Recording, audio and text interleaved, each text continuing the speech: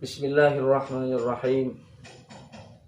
Alhamdulillahirabbil alamin wa bihi nasta'inu ala umurid dunya waddin.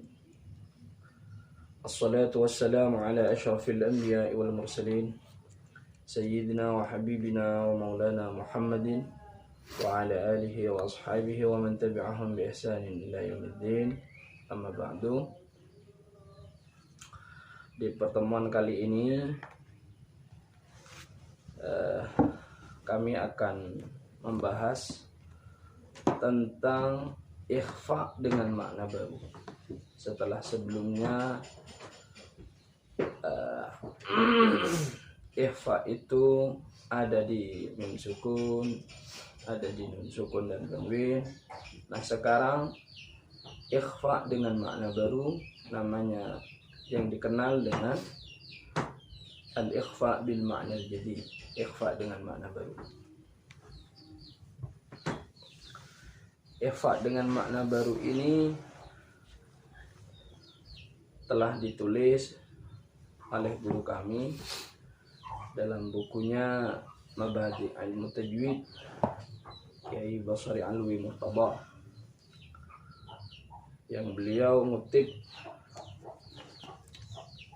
ikhfa bil makna al-jadid ini, materinya itu dari kitab namanya Nazarat fi Ilmi Tajwid, karangan Syekh Idris Abdul Hamid Al-Kalak.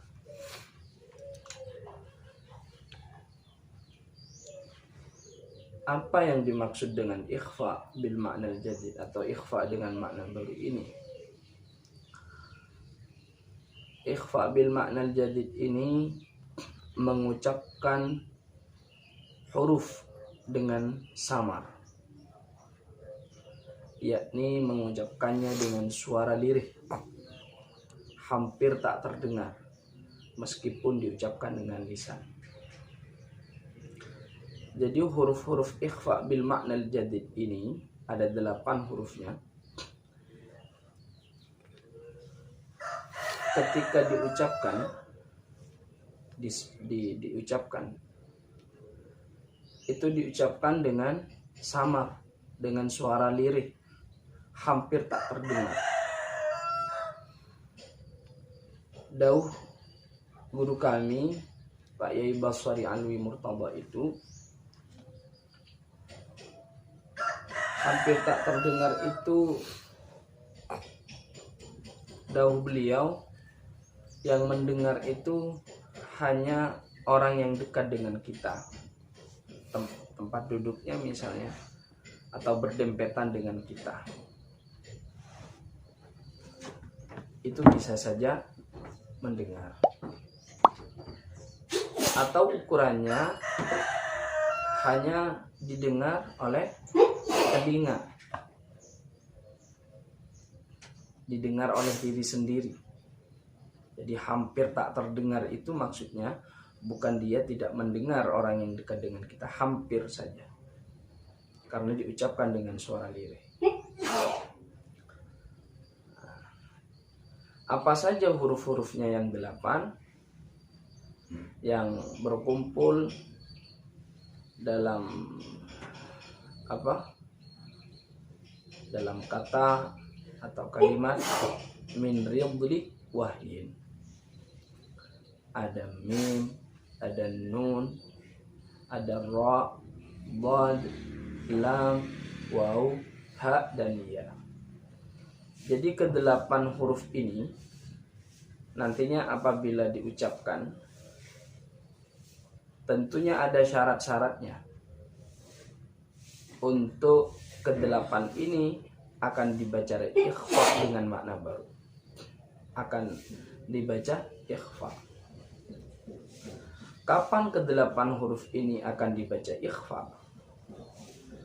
Makanya ada 4 syarat yang Pak Yai Basri Alwi Murtada sampaikan dalam kitabnya, yang juga ada di kitab aslinya namanya Nazarat fi Ilmi Tajwid.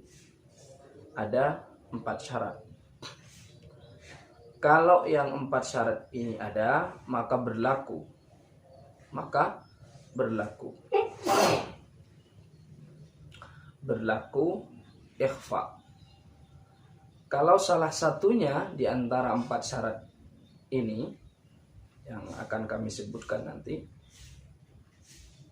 salah satunya tidak terpenuhi, maka tidak terjadi. Makanya dalam kitabnya fa idza takhallafa syartun min hadhihi syuruti lam yaqa al-ikhfa atau lam yaqa al-ikhfa. Satu syarat saja tidak terpenuhi, maka tidak berlaku atau tidak terjadi hukum ikhfa'nya. Jadi yang keempat syarat ini harus ada semua. Apa saja? Yang pertama, ayyaqa ahadu hadhil hurufi ats-tsamaniyah fi akhiril kalimah. Bahwa salah satu huruf yang ke-8 itu terletak di akhir kata. Di akhir kata ya, bukan akhir kalimat. Di akhir kata. Kata itu kumpulan dari beberapa huruf. Kalau kalimat kan kumpulan dari beberapa kata.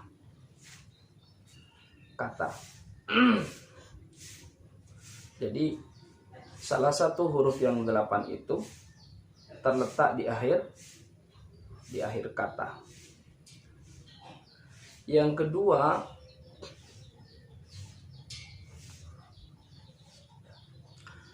disukun karena waqaf. Ayaskuna hadzal harfu sukuna waqfin, ay sukunan aridan. Jadi disukun karena waqaf, bukan sukun asli. Sukunnya aridah, sukun karena waqaf. Jadi ke-8 huruf itu, salah satu huruf yang 8 itu apabila memenuhi syarat yang kedua ini, maka bisa jadi nanti untuk dibaca ikhfa. Ini syarat yang kedua, bisa jadi. Tapi belum langsung karena kedua syarat ini terpenuhi langsung ikhfa, tidak, masih ada 2 lagi. Nah, ini kalau memenuhi syarat yang kedua, ini bisa jadi.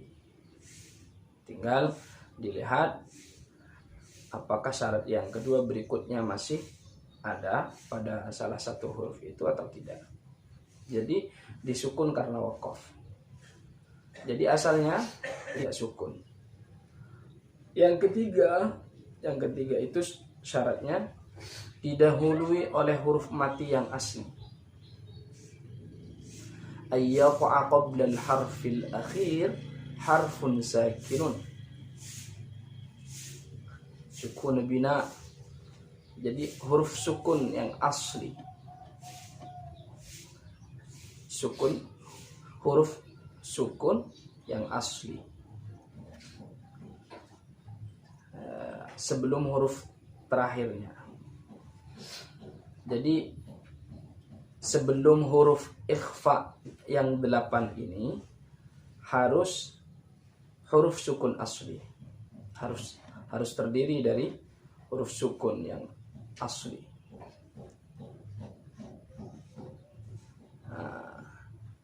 Yang terakhir itu alla yakuna al-harfu musyaddadan. Salah satu huruf yang 8 itu atau huruf 8 ini tidak dalam keadaan bertasydid. Nah, apabila keempat syarat ini terpenuhi, maka berlaku hukum ikhfa. Contoh misalnya yang ra al-fajr. Ini ra-nya kan kasrah. Cuma dibaca waqaf misalnya dari qari, orang yang membaca Al-Quran. Didahului huruf sukun yang asli, jim sukun.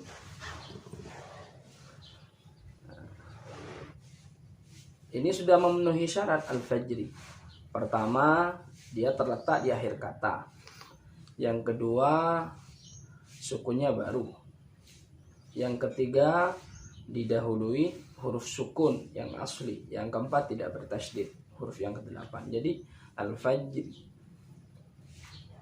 Contoh yang dhad, wal ardah misalnya, wal ard atau fil ard, dhadnya. Lam misalnya min qablu dibaca min qabl, jadi bukan min qabl, min qabl. Bukan, tidak ada sama sekali, itu juga salah. Misalnya fil ardi, fil ard, obatnya nggak ada. Jadi ini juga dibaca, ada bunyinya, huruf terakhir itu ada. Begitu. Contoh-contoh yang lain banyak. Al-afu misalnya, al-afu banyak juga. Contoh-contoh yang lain. Min khizyi misalnya, min khizyi. Jadi khizyi, bukan khizi. Bukan. Itu di Al-Quran. Ya.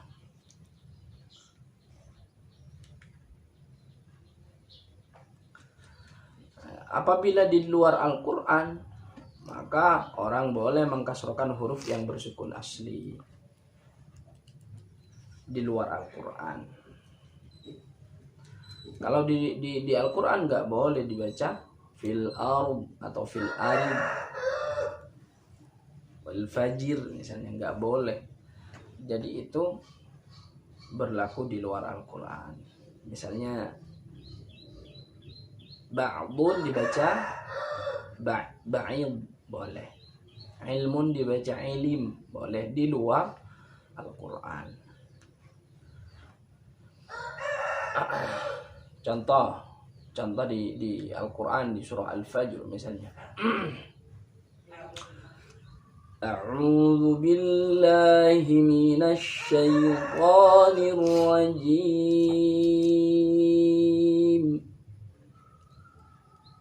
Bismillahirrahmanirrahim.